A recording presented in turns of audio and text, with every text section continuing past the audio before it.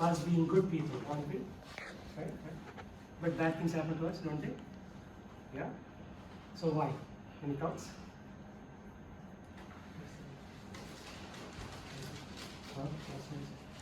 Nature, okay. What else? Karma, what else? Not in our control, that's the most important thing. We think we are in control, right? Like we had some tornadoes a few months ago here. Do we control that? Yes.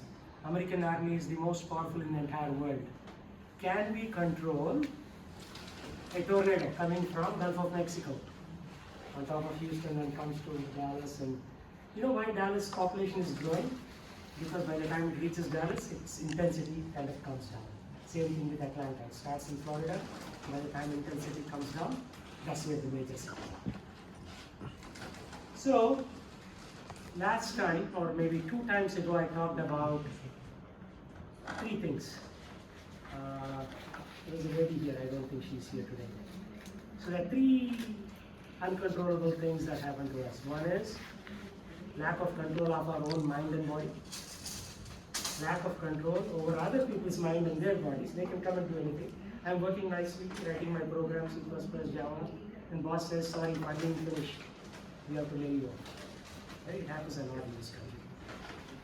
And third is problems caused by nature. Can you control that? Tsunami, hurricane, tornado, floods. Like Dallas is blessed with extreme heat and extreme cold. One year there was a cold year and 30,000 cows died. And 3 years later, this happened I think 2017 or something. And 3 years later or 4 years later, we had 108 degrees temperature, and due to heat, lot of humans and cows died. Alright, we had 108 degrees like just 2 weeks ago. Do you have any control? No. So, this gentleman here at the top, Harold Kushner, who is a Jewish rabbi, he said, maybe God is not all that powerful. Or maybe he's not all knowing. Or maybe he's not all loving.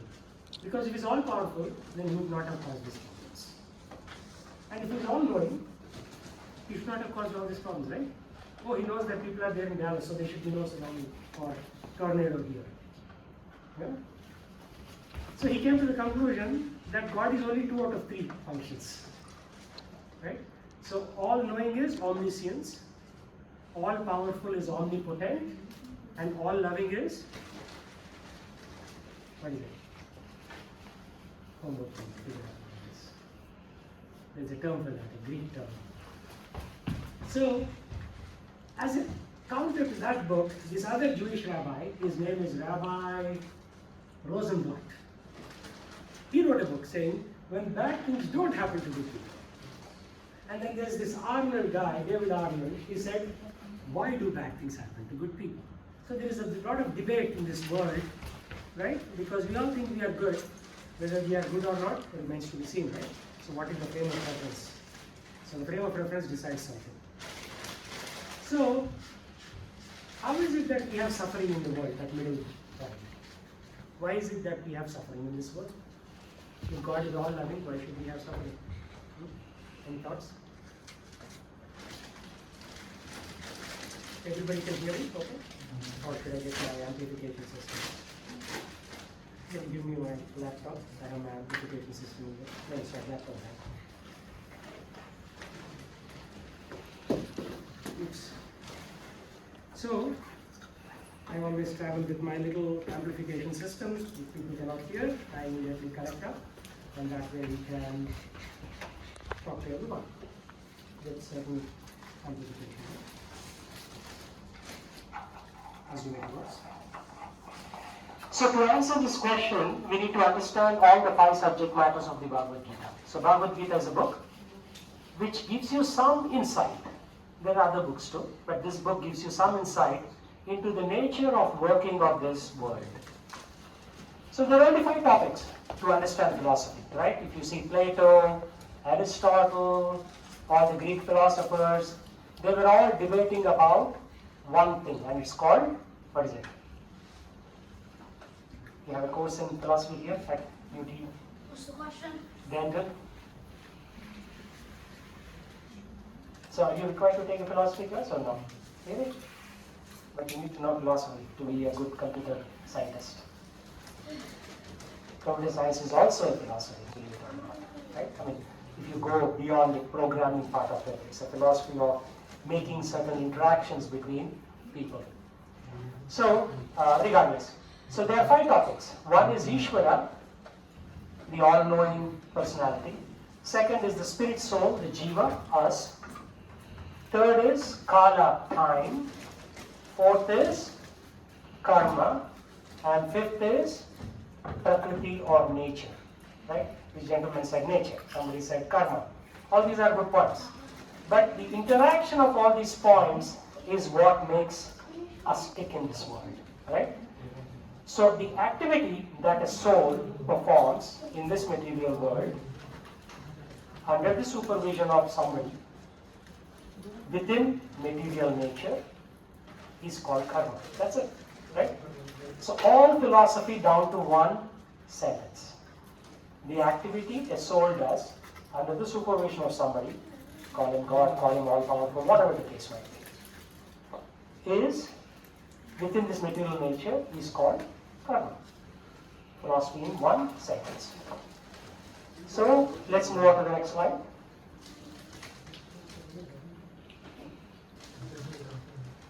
So karma. So I need a volunteer to read that from the top. Anyway, go ahead. Karma is activity performed by the spirit soul, conditioned by the 3 modes of material nature under the purview of time. We are doing karma all the time. The laws of karma are very difficult to understand. Krishna says so. One of the primary laws of karma is, as you sow, so shall you reap.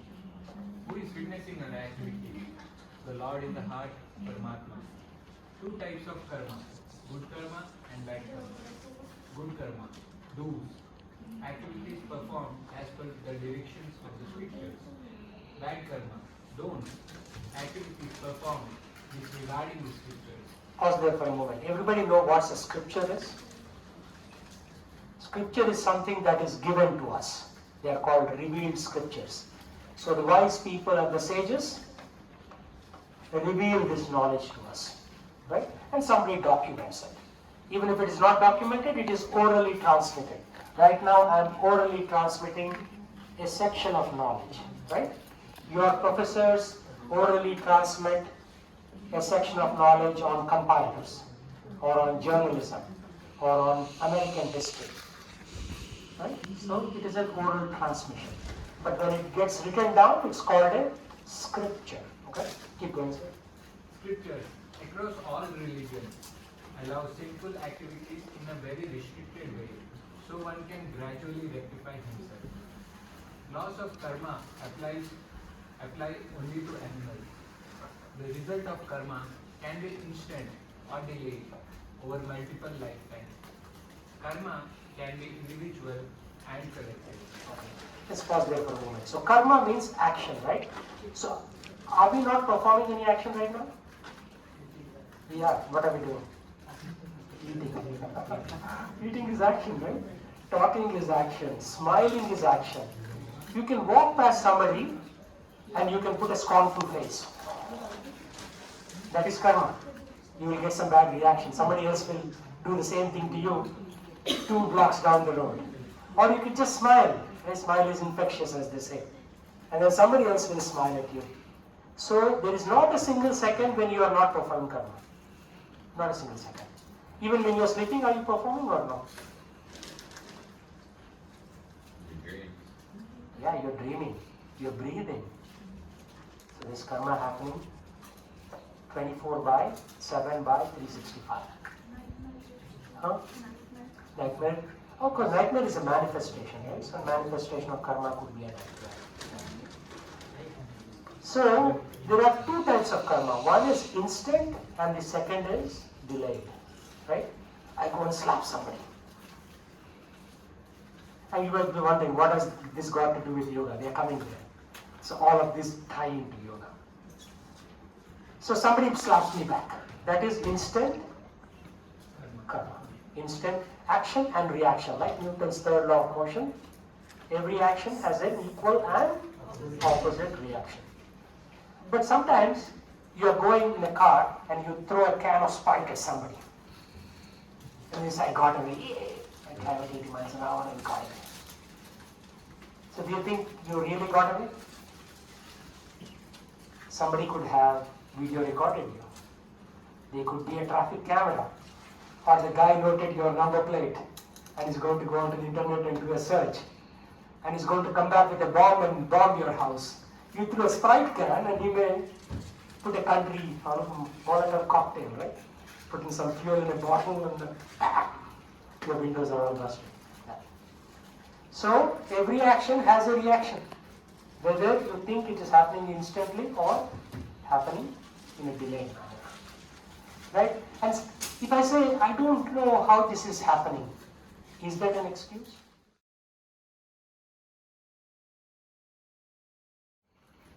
You still should know, right? If you say, you are driving on the road and then the police stops you. They say, sir, you are speeding. You say, oh, sorry officer, I didn't see the speed limit sign posted. Can you get away? What will the police say? What will they say? It is your responsibility. Right? When you got your driver's license, what did you say in the test? I will pay attention to all the posted signs. So you cannot absolve yourselves of your responsibility. So ignorance is not an excuse. You have to figure out what are the laws of karma. Just like you figure out the law of thermodynamics. Everybody did physics courses here, right? In your high school, law of thermodynamics, right? Law of physics, F is equal to ma, force is equal to mass into acceleration. You cannot say F is equal to ma square or ma divided by 2. Who gives you the right? Nobody. You have to follow the law in order to pass the exam, and also in reality. When you're going at 80 miles an hour, you should realize the car is weighing 2,000 pounds and then your acceleration is x. So it is such a dangerous machine that we have on the road. We don't realize when we drive our cars. So you cannot escape from the law of karma, right? So there is good karma and there is bad karma. These are like two tracks of a train, right? You see the train? There are two tracks. The good karma is happening, bad karma is happening. Will they nullify each other? Will they? Like, I went and slapped somebody and then I go to church and give $10 to the pastor and say, Father, forgive me. Will it be nullified? Why? Action has to have its reaction. All you are doing when you are giving that $10 is you are trying to ask for forgiveness. It doesn't mean that the karma is nullified. Right? So there is a third type of karma called akarma, which means it neither aggregates good fruits nor bad fruits. So our life in this world should be akarma rather than sukarma, which is good karma, or vikarma, which is bad karma. Again, if you don't understand everything, at least for a moment just stay with me and say, okay, there is this concept called good karma, bad karma, and then there is a concept called neutral karma. So if you see those military guys there, they go and kill the enemy. Will they get good karma or bad karma?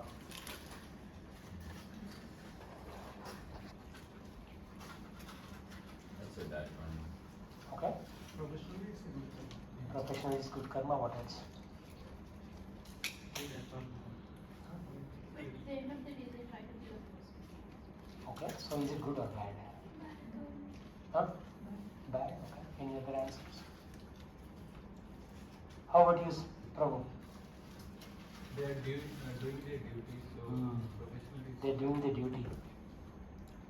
They are risking their life. They have been shipped to Iraq to fight a war under the orders of the Commander-in-Chief, who is the President of the United States. So it's neither good karma nor bad karma. They are just doing their duty on orders of their superior. But after they finish their war in Iraq and come back, and one day they get into argument with their neighbor. They pull out their revolver and blow them out. Is that good karma or bad karma? Why? They were not carrying out their duty. What's that? They weren't carrying out their duty to protect Yeah. their- That's a corollary for what, what's your name? Remind me again? Suresh, yeah, what Suresh said. Right? So, any activity has to have a contextual frame of reference. I can use a knife to kill somebody, or I can use a knife if I'm a medical doctor to perform surgery and remove a tumor so that the patient can live for 5 more years. Is it the knife's problem? Is it the knife's problem? No. How you use it. So knife is neither good nor bad, but how you use it decides whether your karma is good or bad. Right? Now it's a Friday evening. You could go into a bar and dance. Boom, boom, boom, boom, boom, boom, boom, like that. Or you could come and learn yoga and do something good for your body and your mind and your consciousness. So it is the same evening, Friday evening, you could use it in a positive sense or a negative sense. Right? So these soldiers are not getting any kind of bad karma. Can we move on to the next, please? Who was guiding you? Okay, good. So what is our present material world? Now this gets into real deep philosophy. So there are two things. One is philosophy, the wise old man philosophy. It has to be guided by a wise old person and scriptures. Right? It cannot come from our cuckoo mind. It cannot come from our cuckoo mind.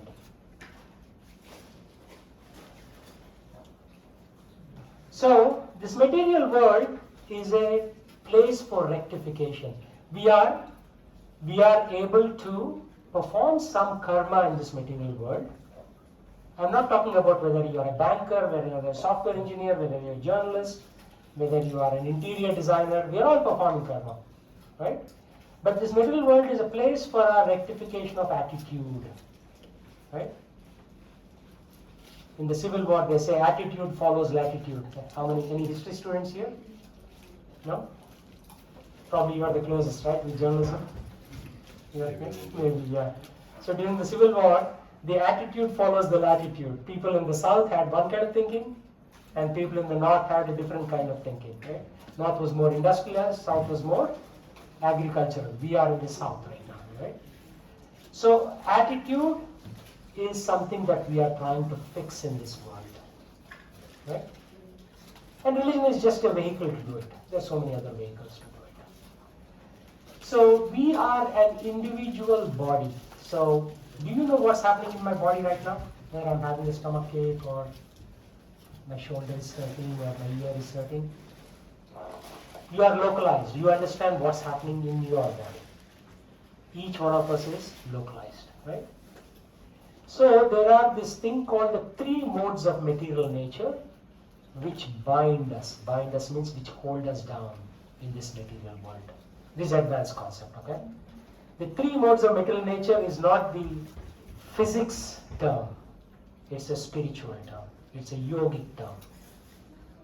So what are the 3 modes? Mode of goodness, mode of passion, and mode of ignorance. Who said ignorance?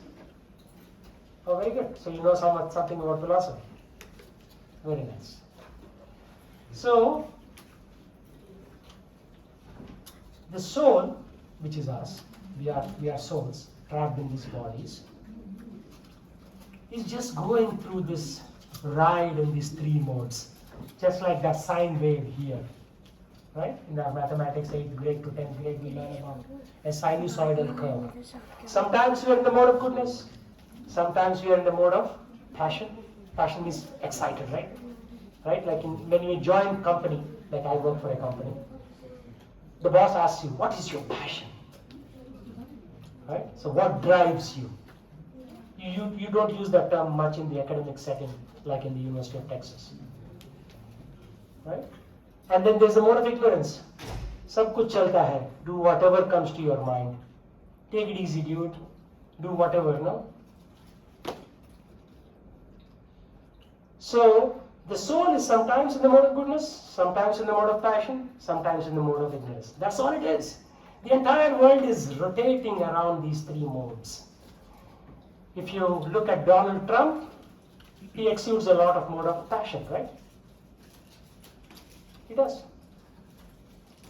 If you look at Bill Gates, Steve Jobs, Jeff Bezos, you know who these guys are? All CEOs of major corporations, or presidents, CEOs, chairmen. What mode do they exude? Passion. Without that, you cannot get to that level. You cannot, right? Typical university professors are in mode of goodness. Many university students are in mode of goodness. Why? Because they are not yet contaminated by the corporate culture that we call America. I mean, I've worked in American corporate culture for 26 years. Prior to that, in Indian corporate culture for 7 years. So I know what it is, right? So everybody starts out, when you're born, you are not in passion. But then the society makes you move into passion. And when you are in mode of passion for too long, what happens? Huh? We get lots of things. We get adapted to it. Adapted, and then what else happens? Frustrated. Frustrated, and what else happens? We have to leave them behind and we have to move on. And We get bored. I'm looking for a very specific answer. We'll get more greed. Greed, yeah, lust, greed, and anger. The LaGuardia Airport, what are the three syllables for LaGuardia Airport? LGA. Lust, greed, and anger. Nobody flew to LaGuardia, New York? JFK is one airport in New York City, the other one is LaGuardia. LaGuardia code is LGA. When you book a flight ticket, you'll see that. So, LaGuardia Airport, LGA stands for lust, greed, and anger. These are called the three gates to hell.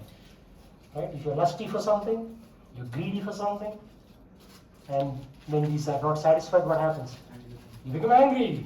When it's satisfied, what happens? You become greed. Only thing. Lust leads to greed when it is satisfied. Like when I came to America, I thought I'll have one car. Then I ended up with 4 cars. That's called greed. Right? And then one of my car got into accident. Then what happened? Anger. There you go. That's all it is. So you see, the soul is going through all these things around it. When we are born, we come with $0 out of the planet, right? And when we die, we leave with $0.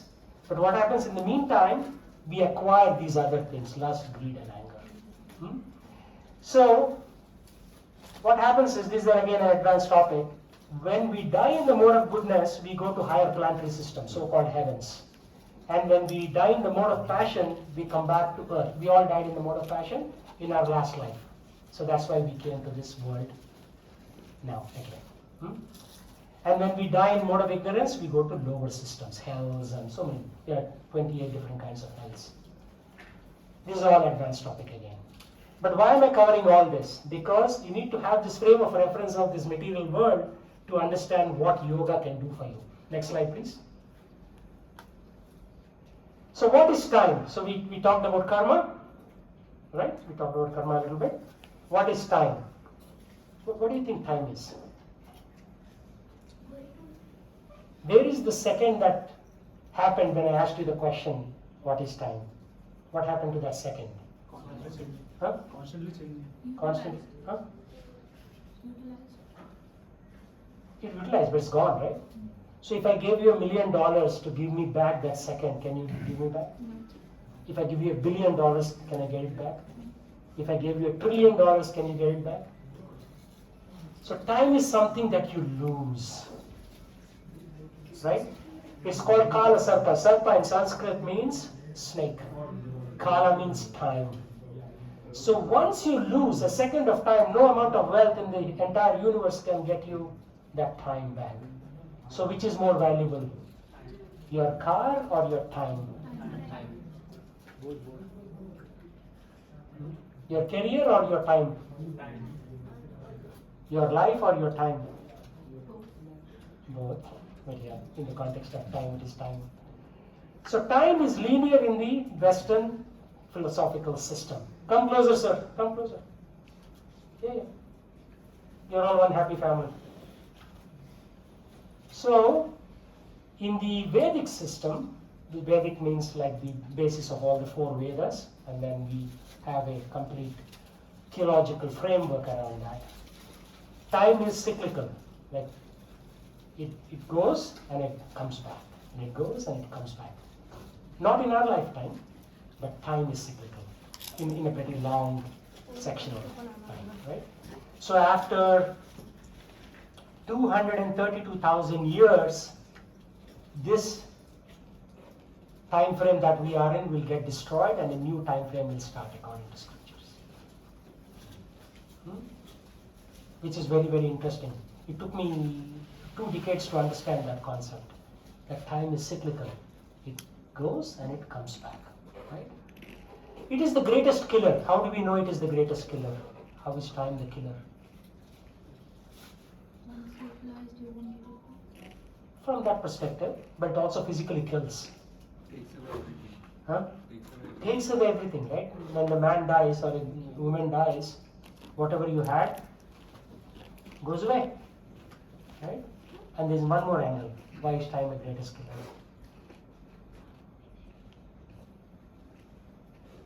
Where is your great grandfather? Who killed him? Time. Time killed him. Externally, you may say, oh, he had this intestinal problem, or he had this gastroenteritis, or he had this cardiac arrest. Those are all external features. But what killed your great grandfather is time. What's killing us? Time. You see, when I was young, I had a lot of hair. Now I have receding hairline. Right? At some point, this will go back. Alright? And I used to have chubby cheeks. Now my cheeks are going in. What's happening? Time is killing it. For a movie heroine, the worst thing that can happen is what? The first wrinkle on her face. Then she is no longer in demand. Right? Marilyn Monroe, where is she right now? Nobody wants to pay her $2 million to act in a movie. Why? Time has killed her skin, right? For a movie heroine, the most important thing is skin, right? The skin has to be very radiant, and that's when people want to be in that situation of paying that individual a lot of money to hire them as a movie heroine. So time is a killer, and it is killing us as we speak. As we speak. See, the snake is devouring that frog, and frog is having a little bit of insect in its mouth. As it is getting killed, it is enjoying its little meal. Very philosophical aspect, right? In the same way, we are trying to enjoy this material world as we are getting devoured. And the yogic process is to stall that. The yogic process is to take us in a different direction. So yogic process is not just about physical poses. Page down, please. Is this yoga? You'll see this. If you go to Kumbh Mela in India, in central India, in Haridwar, actually Kumbh Mela happens where? Prayag, yeah. Prayag and Kashi, you'll see scenes like this. Yeah, it is, but page down. Actually, give me the keyboard. Which is the page down? The arrow, right? Yeah. Down arrow. Okay. Oh, what did I do? Press it again. Okay. So, there are a lot of smart people who wrote variety of books. B.K. Iyengar, this guy from India with this long red vermilion on his forehead. He said yoga for blood pressure. Is yoga for blood pressure? Yes, it controls blood pressure, but is the purpose of yoga blood pressure control? Somebody wrote a book, Chair Yoga, how to sit in the chair. Like we were doing the chair pose to stiffen our lower back, strengthen our lower back. But somebody wrote, Hey, why to strengthen like that? Just sit on the yoga, chair and do the yoga. But you won't get the same benefit, will you? You won't, right? Then somebody in Germany wrote a book called Yoga für Katzen. Katzen means cats. So yoga for cats, right? So in this way, people have different perceptions of yoga. Yoga for wellness, yoga for weight loss, yoga for pregnancy, yoga for back care, yoga for business. Come on. He's saying do yoga and you'll be business successful, right? You can also write a book, yoga to get a job, yoga to buy a new car, alright? So that's how people have demeaned yoga. Desktop yoga. Yoga for tennis, come on. This Sardarji wrote, Baba Nick Champion, he wrote a book called Yoga for Tennis. So what is yoga? What is it not? We start with that and then define what yoga is. It is not a mere physical exercise for shapely body, good health and long life. You get all three, right? I saw you doing yoga. You were like able to stretch all the way down. I wasn't able to do it. And you were stretching your leg all the way to the top. That's because you're probably an athlete or whatever, right? You're able to do both of you very nicely. I was struggling. So you get physical health, but at the same time, that's not the real purpose of yoga. It is not emaciated, renunciating meditation. What is emaciated means? Like the body is gone for a toss, right? So body is in very bad shape. That's called emaciation. Did you pass GRE? That's a GRE word. You should know all these things by now. You cross GRE, you're doing your masters. You're a master's student too? Or bachelor's? Bachelor's, okay, that's fine. In SAT, you will learn these terms as well, right? Yep. Is yoga a man with some extraordinary mystic powers? Is it? Actually, I'll show you a slide where when you do yoga for a long period of time, you develop mystic powers. You can become very light. You can become very heavy. You can transport yourself from this room to the next room using yogic power. You believe that? There are people who do that. There are people who have shown to journalists that they were in one location in Prayag, in central India, and simultaneously they were in, like a few seconds later, in Himalayas, which is about 1,000 kilometers north. How did they do it? Because yogic activity gives you special powers. But is that yoga? That is the question. So in this book called the Bhagavad Gita, Krishna says, become greater yogi, then tapasvi, then jnani, then karmi. Then, it's not then, it is then. THAN, that's a typo. So, initially you do austerity. Tapasvi bhyo dikho yogi. These are Sanskrit. Sanskrit is a very ancient language. All languages like German, French, all of them came from Sanskrit. Knowledgeable person is a jnani, which knowledge means jnana. Jnanibhyoti matadika. A working person is called karmi. Remember we said karma? Karma means action.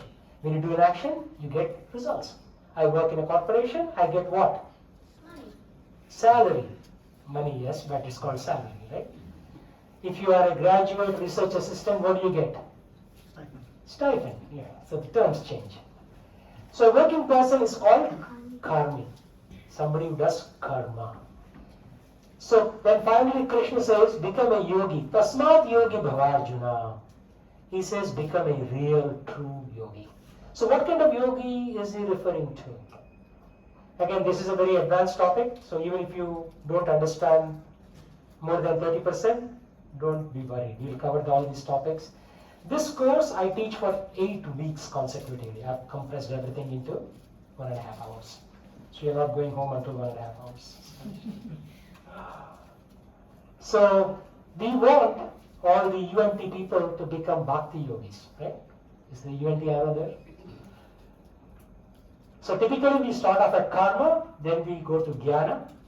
Everybody in this world starts at some kind of activity. Then we go to jnana. Then we do dhyana or Ashtanga yoga. So we did part of the Ashtanga Yoga here in this room prior to this class. What is it called? Only one part of the Ashtanga Yoga. Ashtanga is 8. What did we do? Asanas. There you go. Asanas. And I'll come to that. So these are not different paths but are different rungs of the same ladder. What does that mean? So different people, 8 billion people, are at different levels of the same ladder. I'm not talking about the corporate ladder where you become a director, a vice president, a president, a CEO, or a chairman. I'm not talking about that. I'm talking about what a soul is doing in this world. Right? We have to go through these different levels in the ladder. Is everybody with me, or do I need to slow down? No? You're with me? Good? So on the left side you see that each one of us, sorry to say this, we start with animal life. We start out as animals. Right? When we are born, we don't have much knowledge. Actually we have no knowledge. So we are no more than an animal. Then we come to karma kanda, or human life, where we do karma. Right? Everybody talked about karma before? Activity. Karma is nothing but activity. Activity has reactions. Action has a reaction. Then we come to karma yoga. Karma yoga means where you are applying the fruits of your results for some other cause. So there is sakama. Sakama means I want the fruits. I am greedy for the results of my activity. There is nishkama, means I am not greedy. I am just going to donate it away. Right? Like Warren Buffett, he gave $40 billion of his wealth to Bill and Melinda Gates Foundation. And Bill Gates gave $60 billion to that foundation. Oh, just because he has billions, is he going to eat too much? How many slices of pizza can you have? Oh, I'm a billionaire, I'm going to have 2,800 pieces for dinner. Possible? No. Actually, the rich people have so many medical problems that they eat less than the common man. Right? They have blood pressure, diabetes, so many things. Right? Insomnia, they can't sleep much. Because why? Why can't they sleep much?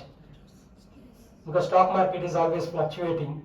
And one day they have 61 billion, the other day they have 59 billion. And they are crying, oh my God, I lost $2 billion in one day on the stock market. Right? So they have more problems. So karma yoga means applying your karma as yoga. We did one limb of Ashtanga yoga called asana today, and pranayama. We did 2 limbs. But we are talking about something higher. Then comes jnana yoga, knowledge. What is this world? Right? In Hindi there is a song. दुनिया बनाने वाले क्या तेरे मन में समाई काहे को दुनिया बनाई तूने काहे को दुनिया बनाई. You guys are all too young. Raj Kapoor sang this song in the 70s in a movie, Baiju Bawra or something like that, right? So go to YouTube and look up this song. दुनिया बनाने वाले क्या तेरे मन में समाई. Of course, you guys don't know Hindi, so I won't ask you to do that. Maybe we'll find a different analogy for you. Okay, so jnana, knowledge. What is this universe? What should I do with this universe? Right? So let's do a survey. What is the goal of life?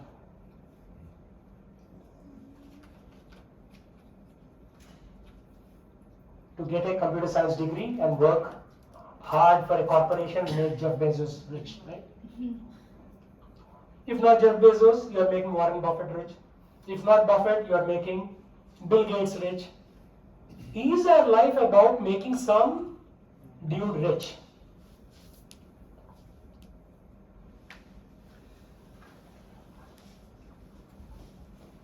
Okay, some answer. What is the goal of life? Making our own self happy. Mm-hmm. Making our own self happy, or like exploring the world. Okay, very good thought. What else? Realization. Realization. What else? Satisfaction. Satisfaction. What else? Exploring the world. Exploring the world. Exploring the world. What else? All of your ads. Sorry, yes, go ahead. Survival. Survival. What else? Peacefulness. Peacefulness. What else? Okay. In statistics, there is something called cluster analysis. All of your answers are clustering around one topic. What is the central theme? What you just mentioned, happiness. We all want to be happy, right? Raise your hand if you want to be miserable. I don't want to be happy. Yeah. So, if our goal of life is happiness, why are we doing all these other things? Right? Why are we doing all these other things? If you ask any rich man, any billionaire in Wall Street, if you ask them the goal of life, they have no answer. Why? Because all they do is get up in the morning, 6 o'clock, check the Japanese stock market. 9 o'clock, the American stock market. Night, 8 o'clock, they're checking the European stock market. They're working like donkeys, not knowing what the goal of life is. At least we are better. At least we have some work-life balance. These guys work 16 hours a day. I work for 2 weeks in Wall Street. Day starts early in the morning. 7 o'clock, the limo comes. They pick me up. They take me to office. Breakfast, lunch, and dinner is catered. I work till midnight. Limo comes. I sleep in the limo back seat. They drop me off at my place. I go and get 6 hours of sleep. Again, the limo comes in the morning. Looks very rosy, eh? Limo is coming for you. But what are you doing? You have zero life. Right? You have zero life. Breakfast, lunch, and dinner catered, so you're essentially a prisoner. You're a prisoner in your office. Because they don't know what the goal of life is. Goal of life is, what this lady said, simply being happy. That's it. And we are assuming that what activities we are doing will somehow magically make us happy. Right? So hold on to that thought, we'll come to that later. So then we go into Ashtanga Yoga. Then we go into two types of realization. One, understanding the word, Brahman realization. Second, understanding the super soul called Param Atma. Atma in Sanskrit means soul. Param means super. So in your body there are two guys. One is you, the soul. The second is the super soul. The super soul is guiding you constantly and it is directing you in a particular way. Are we losing this room? We'll have to vacate. In how long?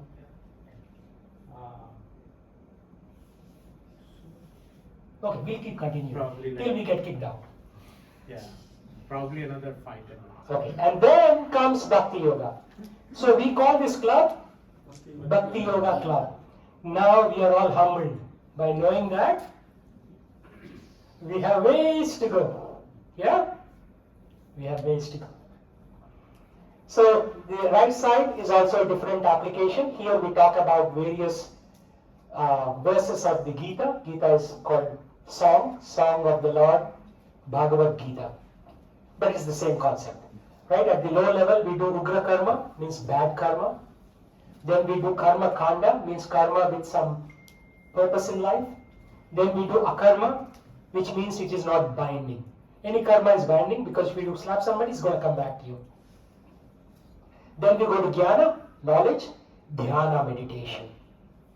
So we covered 2 limbs of Ashtanga Yoga today and we did meditation on the mantra, right? The Hare Krishna mantra. So we are there. We are trying to get there, right? Note that I am not talking about economics, I am not talking about sociology, I am not talking about biology, because this is more important than all of the ologies. This is about you. This is about you. The inherent you trapped in a body right now.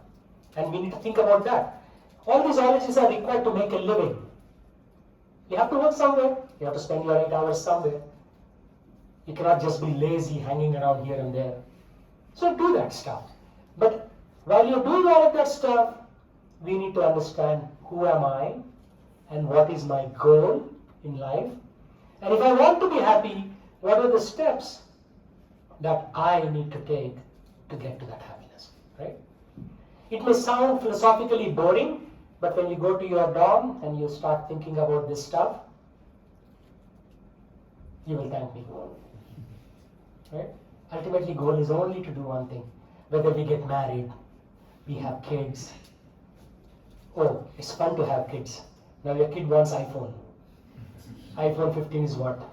Yesterday my son bought one. With taxes $940. Right? When I came to America, I bought a flip phone for $50. And my son wants a $940 phone. So you'll all go through that. But all of the goal is to be happy, right? So don't lose sight of that. And happiness comes through the practice of yoga. So human beings are divided into law abiders and law breakers. The karmis, the people who do karma, the jnanis, the knowledge workers, the dhyanis, the meditators, and the bhaktas, which we are all aspiring to be, are law abiders. And the law breakers are immoralists and somebody quote unquote moralists, which they say that, yeah, dude, this is the way you lead life. Jimi Hendrix, the guitarist, you know how he died?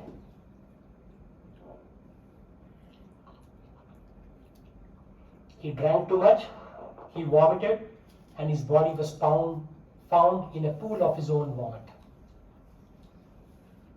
Because he kept on drinking Jägermeister or whatever those heavy drinks are.